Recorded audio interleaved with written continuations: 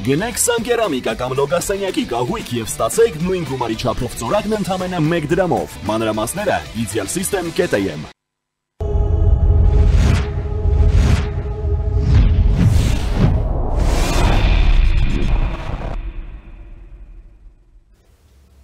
Բարև ձեզ։ Առաջին եթերում մանրամասներն են, ձեզ հետ է Դավիթ Ստեփանյանը, այսօր մենք բացում ենք մեր հաղորդումը տեսակապով։ Մեր հյուրն է քաղաքական վերլուծաբան Բորիս Նավասարդյանը։ Բարև ձեզ, պարոն Նավասարդյան։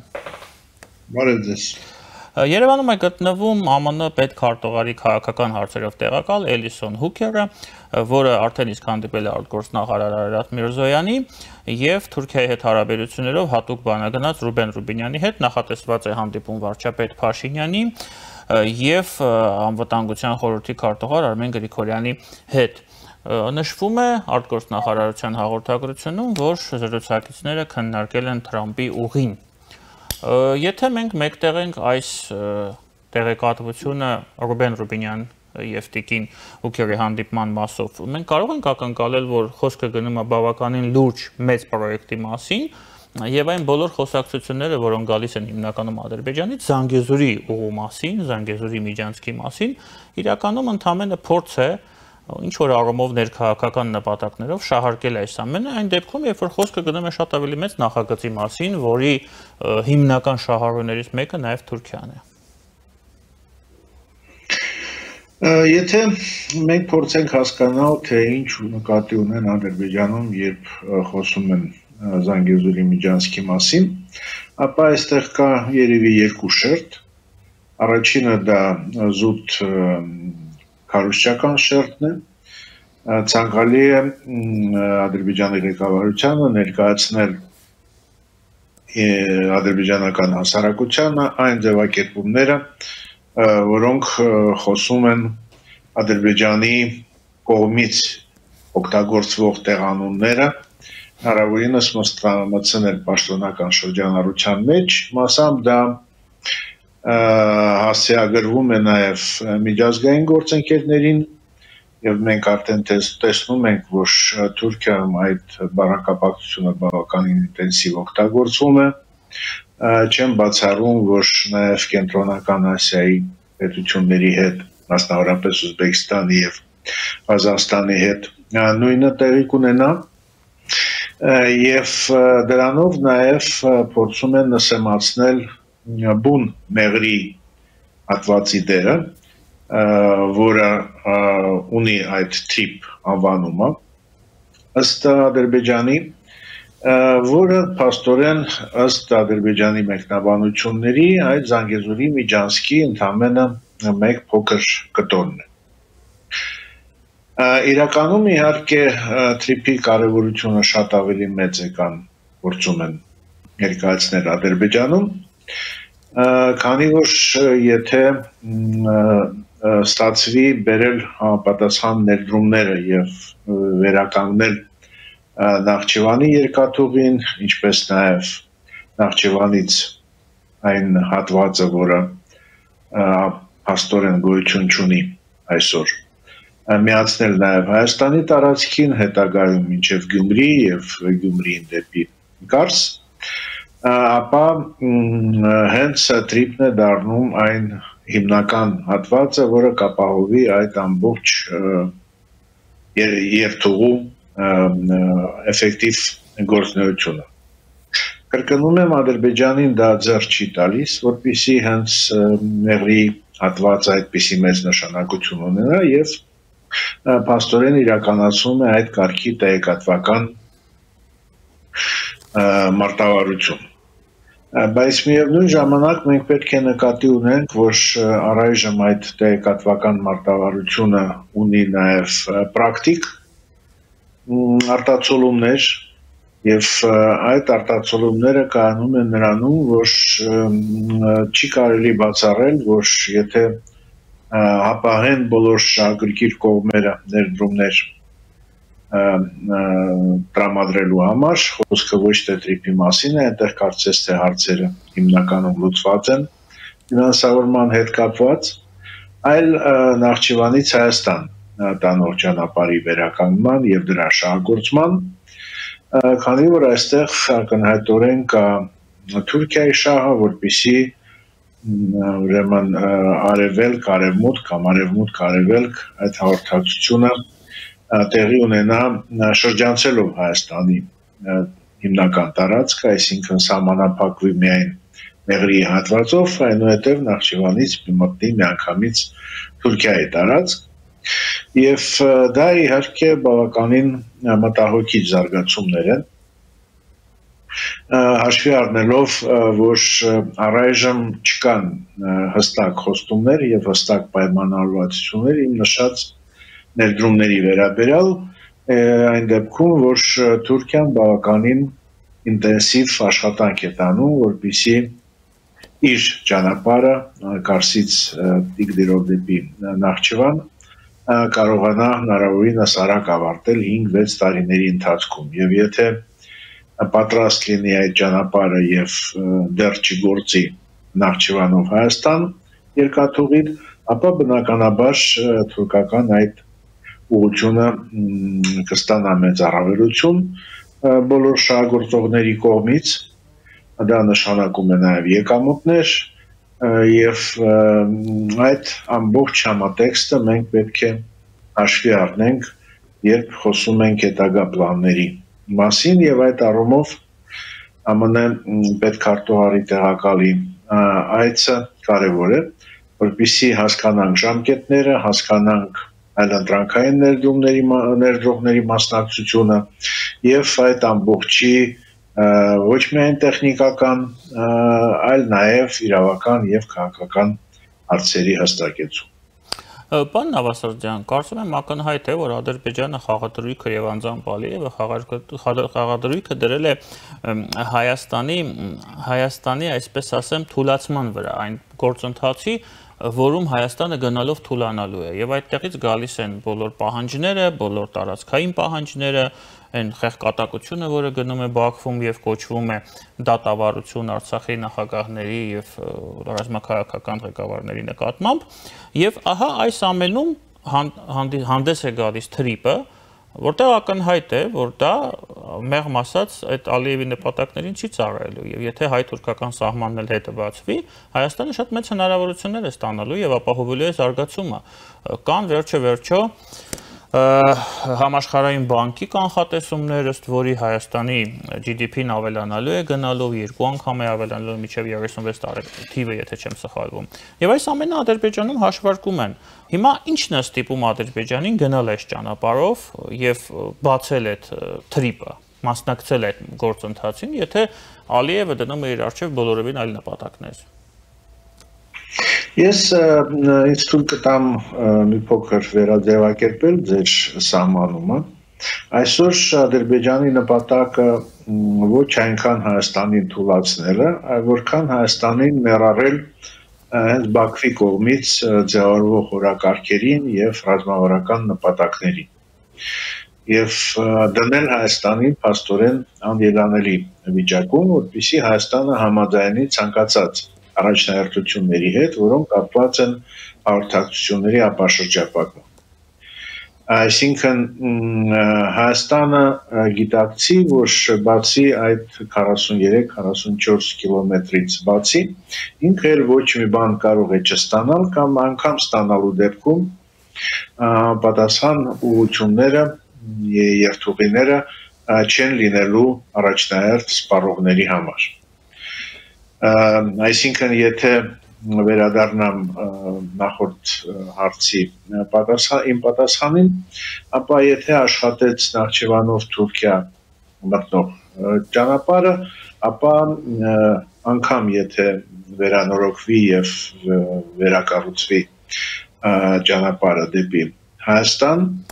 մասնավորապես Գյումրի, այն կարող է այլևս մրցակցային առումներով զիջել, հաշվի առնելով, որ Թուրքիայի տարածքով 2 ուղի է նախատեսվում, հաշվի առնելով, որ այնտեղ նաև փոփոխական հոսանքի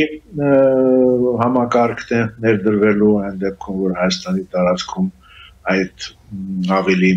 տնտեսական առումով ձեռնտու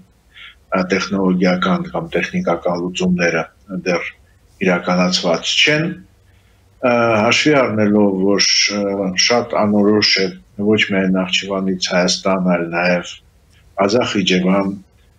Վանաձոր, Ֆիալետովը եւ այլն այդ ճանապարհների կառուցումը եւ վերակառուցումը, որը Հայաստանի տարածքը եւ մեր կառավարության կողմից առաջարկվող աղության խաչմերուկը բավականին մշուշոտ ծրագիր է դառնում։ Եվ մենք տեսնում ենք նաև ակնհայտ գործընթաց, որ Ադրբեջանը բավականին մեծ հաջողությամբ ներառում է արդեն իր օրակարգի մեջ Կենտրոնական Ասիայի պետությունները եւ Ուզբեկստան կատարած այցը Իլհամ Ալիևի դրա մասին է խոսում, քանի որ Ուզբեկստանը դիտարկվում է որպես Կենտրոնական Ասիայի տարբեր պարամետրերով առաջատար երկիր եւ կա նաեւ քաղաքական եւ ռազմավարական առումներով նույնություններ Ադրբեջանի եւ Ուզբեկստանի առաջնահերթությունների եւ եթե փաստորեն ստացվի, որ Ադրբեջանը կարողանում է բոլոր հիմնական գործընկերների հետ հաստատել լուրջ ռազմավարական հարաբերություններ, ինչպես նաև գործընկերային, դա ըստ Ադրբեջանի հաշվարկի շանս չի թողնի Հայաստանին հավակնել որևէ այլ օրակարգերի, որոնք չեն բխում Ադրբեջանի պլաններից, եւ այստեղ երևի հիմնական հնարավորությունը, որ ունի Հայաստանը, դա հնարավորինս ներգրավել այդ ծրագրերի մեջ եվրոպական գործընկերներին, դա ինչ որտեղ առանձին ինքնուրույն խաղի հնարավորություն է տալիս Երևանին։ Եթե այդ հնարավորությունը Հայաստանը չօգտագործեց, ապա բավականին հավանական է դառնում երկրորդական դերակատարությունը մեր երկրի այդ ամբողջ խոշոր ռազմավարական ծրագրերում, այնպես որ այստեղ լուրջ աշխատանքի կարիք կա։ Ես կարող եմ կանխատեսել, որ որոշ ժամանակ անց Ադրբեջանը կսկսի աշխատել նաև բավականին ինտենսիվ Վրաստանի հետ, որպեսզի Վրաստանին էլ ներգրավի այդ բոլոր ծրագրերում իր տարբերակով, իր օրակարգով եւ դա լրացուցիչ դժվարություններ կստեղծի Հայաստանի համար իր ինքնուրույն ծրագիրը իրականացնելու համար, բայց ես ամեն դեպքում չի համաձայնի ձեր հետ, որ Ադրբեջանը չագրգռված չի Թրիփում, Թրիփը բավականին կարևոր ամեն դեպքում ուղղություն է, կարևոր հատված է, պարզապես հարցը կայանում է նրանում այդ Թրիփը լավագույնս կծառայի Հայաստանի հեռանկարների համար, թե կսահմանափակվի այդ ճանապարհի դերը հիմնականում Ադրբեջանի օրակարգերում ներգրավվածության։ Եթե ես ճիշտ եմ հասկանում ձեր միտքը, երբ որ դուք ասում եք Ուզբեկստան Ալիևի այցը, խոսքը գնում է նոյեմբերի 16-ին Տաշկենտում տեղի ունեցած Կենտրոնական Ասիայի պետությունների ղեկավարների 7-րդ խորհրդատվական հանդիպման մասին, ճիշտ եմ ձեզ հասկանում։ Այո, որտեղ Ադրբեջանը փաստորեն լիակատար 5-ը դարձել է փաստացի 5-6 Ադրբեջանի մասնակցությամբ։ Եվ եթե նաև շարունակելով ձեր միտքը, որ Վրաստանի հետ է փորձում նոր հարաբերություններ կառուցել, այսինքն Ադրբեջանը փորձելու է անել այդպես, որ այդ լուրջ կոմունիկացիան Ադրբեջանի տարածքով գալով Կենտրոնական Ասիայից եւս Կենտրոնական Վրաստանի տարածքով։ Ես ճիշտ եմ ձեզ հասկանում, որ եւ դա օգտագործի Հայաստանի դեմ։ Այո, եւ Թրիփը օգտագործվի հենց այդ հաղորդակցությունների համար, դե այն, որ Վրաստանի տարածքով արդեն իսկ կա համապատասխան երթուղի, դա փաստորեն եւս Ադրբեջանի կարևոր հանգույց դառնալու համար կարևոր գործոն է, այսինքն Ադրբեջանը ստանում է մի քանի տարբերակներ իր հաղորդակցական այդ հանգույցի դերը կատարելու համար, իսկ Հայաստանի հնարավորությունները սահմանափակվելու են միայն նրանով, որ Մեղրի հատվածը որպես տրանզիտային մի բաղադրիչ դառնալու է այդ Ադրբեջանի ծրագրերի մաս։ Դրա համար ես ասում եմ, որ Հայաստանը պետք է փորձի նաև ինքնուրույն Ադրբեջանի հետ անմիջապես կապ չունեցող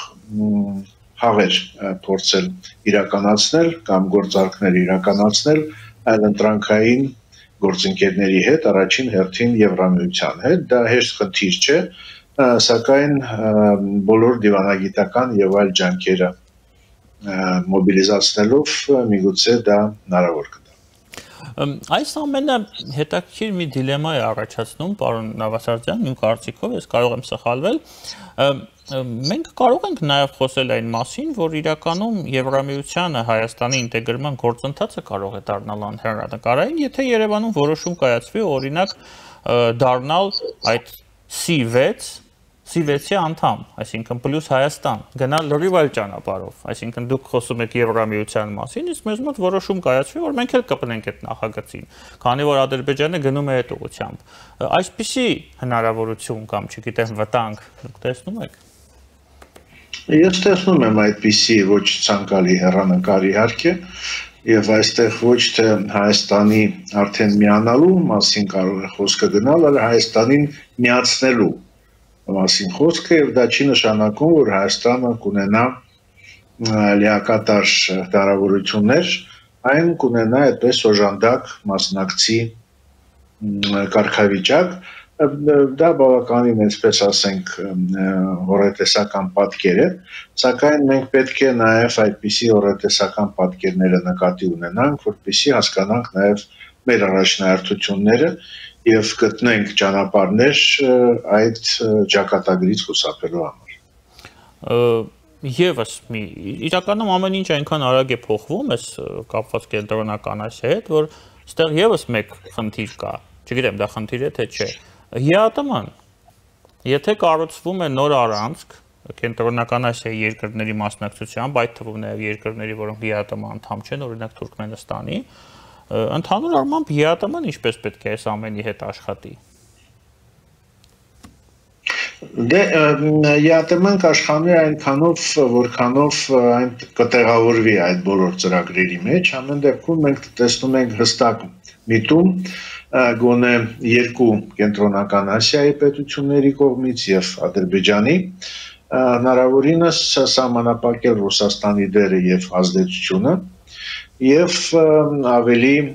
ինքնուրույն խաղ ապահովել իրենց համար։ Այդ ինքնուրույն խաղը բնականաբար հաշվի առնելով այդ երկրների ռեսուրսները եւ չափերը չեն կարող կապված չլինել այլ խոշորագույն խաղացողների հետ, բայց եթե ընտրվի եւ փաստորեն ընտրվում է բալանսավորման քաղաքականությունը, այսինքն խոշոր դերությունների շահերը եւ հետաքրությունները բալանսավորվում են եւ դրա շնորհիվ այդ երկրները ստանում են նաեւ ինքնուրույն խաղի հնարավորություն, դա բավականին պիտի ընդունենք հմուտ քաղաքականությունը այդ երկրի ղեկավարների հետ եւ մենք տեսել ենք ինչպիսի բովանդակություն ունեցավ այդ 5 կենտրոնական Ասիայի պետությունների ղեկավարների ԱՄՆ, որտեղ գոնե Ուզբեկստանի եւ Ղազախստանի մասով ակնհայտորեն ընդունվեց այսօրվա կամ մոտակա 3 տարվա իրողությունը, որ խոշոր տերությունների մեջ ում շահերը պետք է բալանսավորել, ամեն դեպքում ամենակարևորը կամ ամենաուժեղը դա ԱՄՆ-ն է։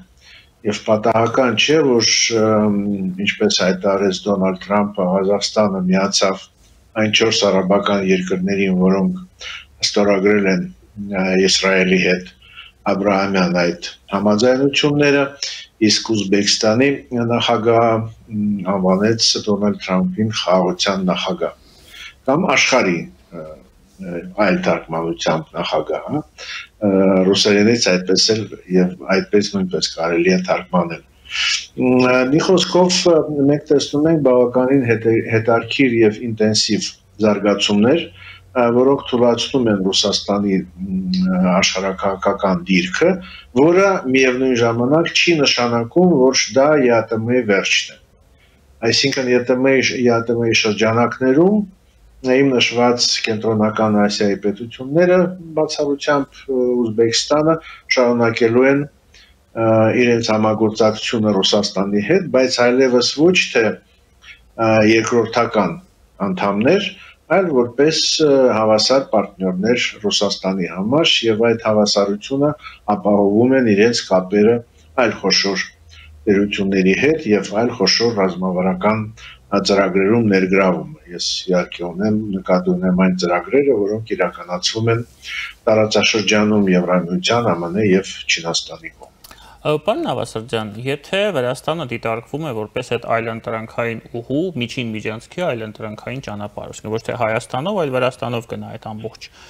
ճանապարհը, այստեղ հարցը կարող ենք ավելացնել նաեւ Իրանը։ Այսինքն ամեն դեպքում Ադրբեջանի համար կարևոր կլինի, որ 3 ուղղություններն էլ հաշվի առնվեն եւ ինքը կարողանա այս կամ այն ուղու վրա կենտրոնանալով ազդեցություն ունենալ բոլոր տրանզիտային երկրների համար եւ Իրանի եւ Հայաստանի եւ Վրաստանի։ Իմ հարցը հետեւյալն է. արդյոք այն ինչ կատարվում է Վրաստանում եւ այն ազդեցությունը, որը Ռուսաստանը ունի կամ չունի, տարբեր գնահատականներ կան վրացական երազանքի վրա, թույլ կտա, որպեսզի Վրաստանը այդ նախագծում մասնակցի, որը մեծ հաշվով ուղղված է Ռուսաստանի դեմ։ Ես հենց դա նկատի ունեի, երբ ասում եմ, որ Ադրբեջանը կարծում եմ դեռ նախապատրաստվում է Վրաստանի հետ համապատասխան համաձայնությունների հասնելու ծրագիրը իրականացնելու համար եւ դա պայմանավորված է հենց նրանով, թե ինչպիսի նշանակություն եւ ազդեցություն ունի Ռուսաստանը Վրաստանի համար։ Միգուցե այս փուլում Ադրբեջանի փորձերը առայժմ հաջողության չեն հասցնում։ Մենք գիտենք, որ բազմիցս եւ քաղաքագետների եւ քաղաքական գործիչների ադրբեջանական կողմից հնչել են առաջարկներ, որպեսզի Վրաստանը դառնա այդ երակողմ կարևոր ալյանսի մաս Թուրքիայի եւ Ադրբեջանի հետ։ Առայժմ Վրաստանը ձեռնպահ է մնում նման պատասխանատվություն իր վրա կամ նման պարտավորություններ իր վրա վերցնելուց, սակայն դա չի նշանակում, որ օրակարգից հարցը հանված է, ուղղակի այսօր Ադրբեջանի հիմնական ջանքերը կենտրոնացած են հենց կենտրոնական Ասիայի երկրների հետ այդ միասնականությունը ապահովելու ուղղությամբ,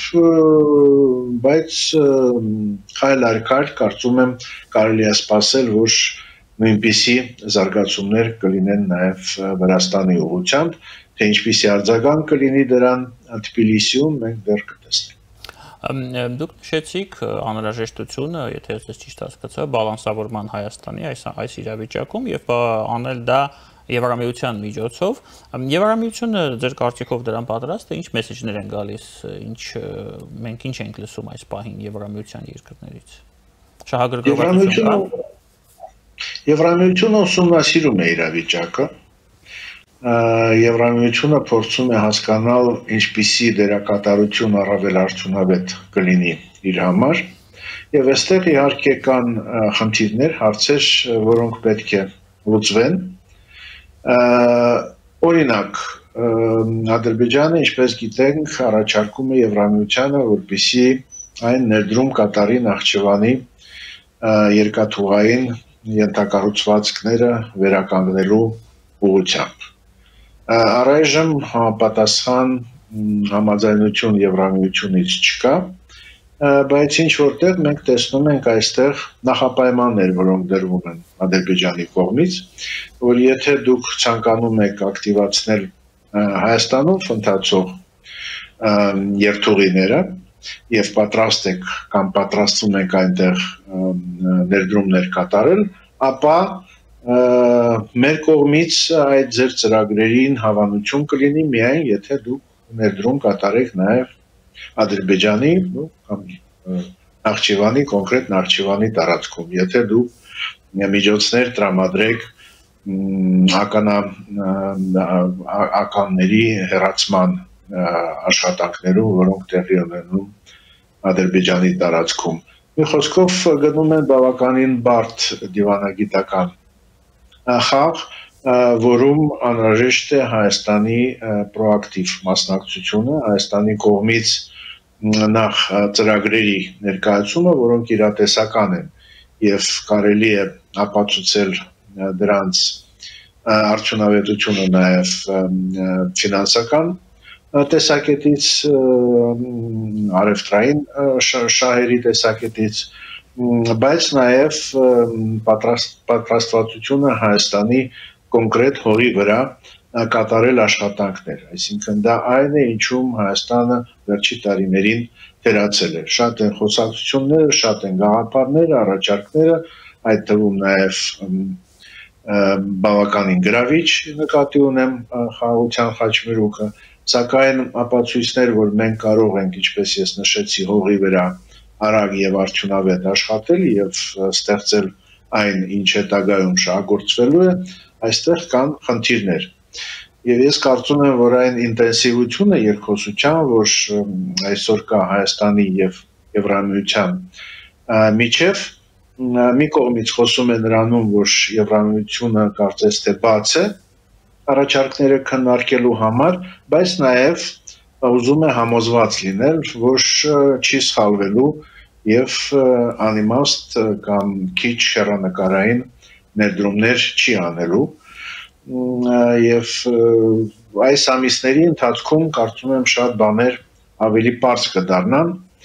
եւ պետք է հույս ունենանք, որ մեր ղեկավարությունը այդքան չի կենտրոնանալու ներքին քաղաքական հարցերի վրա, առաջին հերթին գալիք խորհրդանական ընտրությունների վրա եւ ժամանակ, եռանդ եւ շահագրգռվածություն կգտնի իր մոտ, որպեսզի զբաղվի նաեւ աշխարհակահաղական հարցերով։ Շատ լավ, շատ շնորհակալ եմ ձեզ, պարոն Նավասարդյան։ Նմանապես